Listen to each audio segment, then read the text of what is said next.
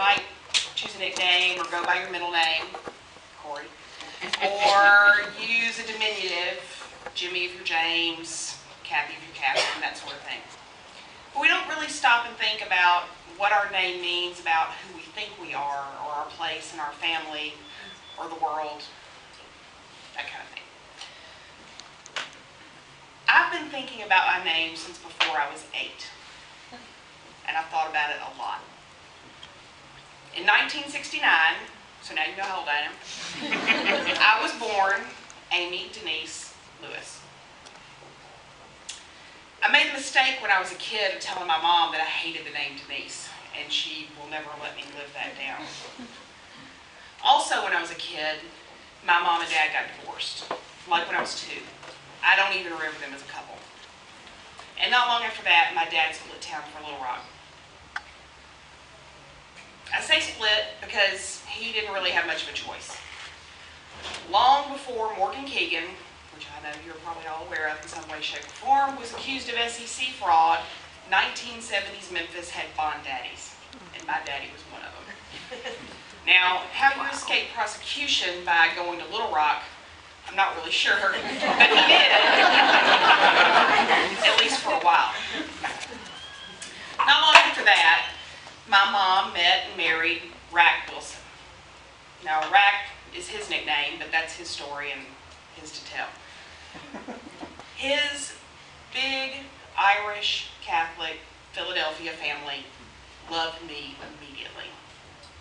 I was and still am the first of 26 grandchildren in the Wilson clan, even though I was a Lewis. About a year after my parents got married, my first sister, Mae Wilson, was born. It was the day before my 6th birthday, and I hated her for it. A few years later, in 1978, my baby sister, Melanie, was about to be born as I was entering 3rd grade. And I'll never forget that day, you know, when you go that day before class starts and you meet your teacher and kind of find everything out. Ms. Levy asked me what my name was.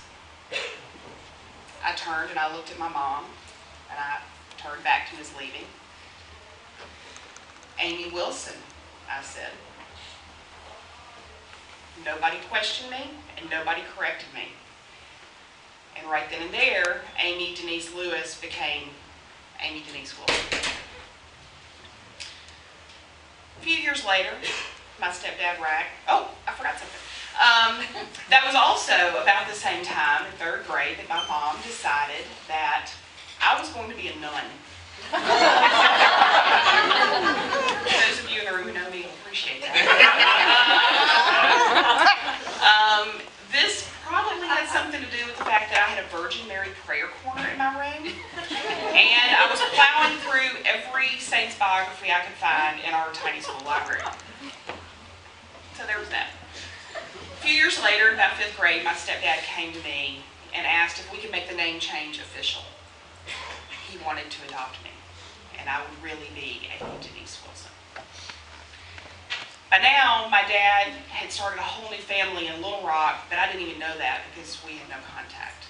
But I was concerned because I really, really loved my Lewis grandparents, and they lived here in Memphis. But they loved me.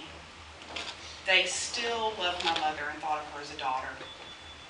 My Wilson sisters were their granddaughters, and they even loved my stepdad, Rack, as a son. So I said yes. But my dad said no. And he said no to my mom, and he said no to Rack, and he even said no to me when I saw him for the first time in 9 years and asked him myself. But that was okay, because I was still Aimee Denise Wilson. Now, a few years later, 8th grade rolls around. I'm in this small Catholic school, and remember the nun thing? Confirmation rolls around. By now, I've started to question religion, which is not an easy thing to do in a tiny Catholic school you've attended since 1st grade.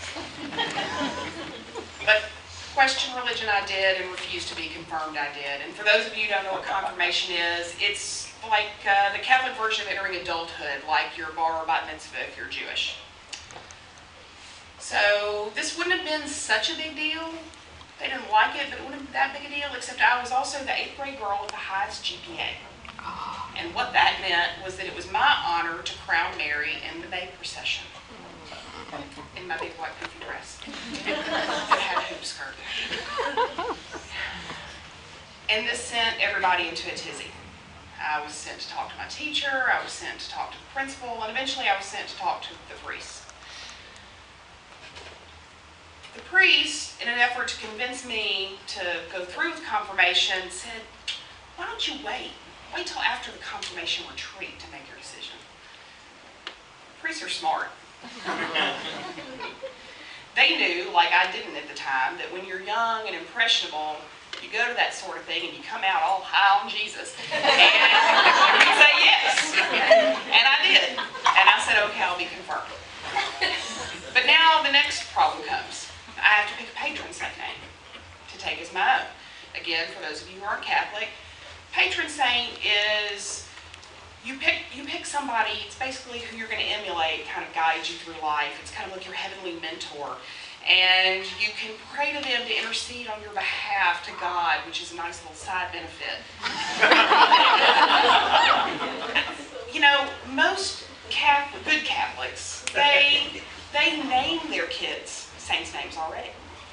So I'm looking at you Mary, and John's and Patrick's and Teresa's out there. I mean, most of my classmates had the benefit of already having a name they could pick. But there's no Saint Aimee, and there's no Saint Denise. So I thought about it. And I decided to pick Ignatius of Loyola.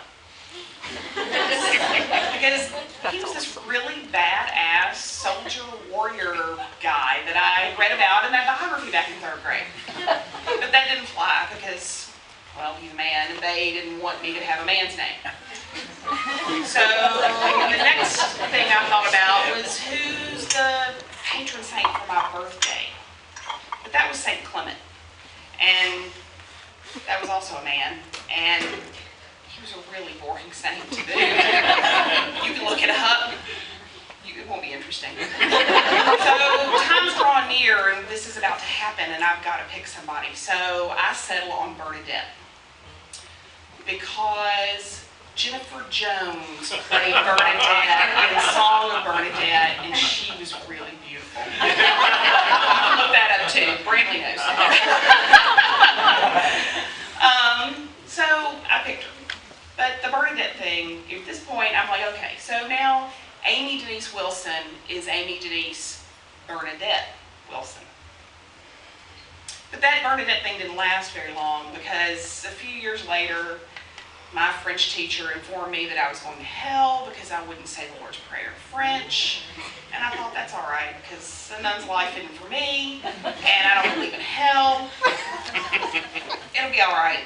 So now I'm what you'd call a culturally Catholic atheist, because you're never not Catholic. Around the same time that I was going to hell, my stepdad came back to me. Only this time it was to tell me that he and my mom were going to get a divorce. And he still wanted to adopt me. He still wanted to make me legally Aimee Denise Wilson. But, you know, it's a money thing. And he'd have to do that later. And I really, really think he meant it at the time, and he believed that he would do that. But it didn't happen. And eventually he split town too. So, by my senior year of high school, I decided enough's enough. I registered that year as Aimee Denise Lewis. Remember? Back from when I was born. Baptized, all that. That was who I was. But Sister Mary Gabriella and Sister Janine were having none of it. Because I had been Aimee Wilson for years. My mother produced my birth certificate, she produced my baptismal certificate, but obviously something nefarious was afoot. And how did they know that I hadn't legally changed my name in the meantime and I was trying to pull something over on them even though I was an honor student and whatever. Finally, my mom had to produce a notarized statement saying this is who I was, and they let me register and let it slide, but that coupled with the prayer thing from the French teacher and going hell, I was obviously a troublemaker. Obviously. Love it. So I coasted along for a few more years as Aimee Denise Lewis again. That was okay, you know. In the meantime, my dad died and things happened, and I had to kind of come to terms with that because we had not had much, if any, of a relationship. But eventually, I married my college sweetheart, which was crazy because we had decided to never get married. And we were just going to live in sin for the rest of our lives. And his Catholic mother, Italian Catholic mother here in Memphis, from, you know, old Memphis Country Club Society, had eventually learned to live with it by the time we said, okay, we're going to do it. It might have just been a piss wrong. But even stranger was the fact that I took his last name. And I don't know why I did it. My mom says that it's because I could finally get rid of Denise. She was probably right, because now instead of Aimee Denise Lewis, I was Aimee Lewis Elliott. And we had a couple kids, and we had 11 years together. And finally, we ended our marriage so that we could save our friendship. But again, I had to think about my name. At this point, I was almost 38 years old, and by now, I had been Aimee Denise Bernadette Lewis Wilson Lewis Elliott. Elliott was a good name. Elliott was my kid's name. But Elliott wasn't my name. I decided then and there that I had taken too many names, chasing too many things, and that I was never going to change my name again. So, I am Aimee Denise Lewis.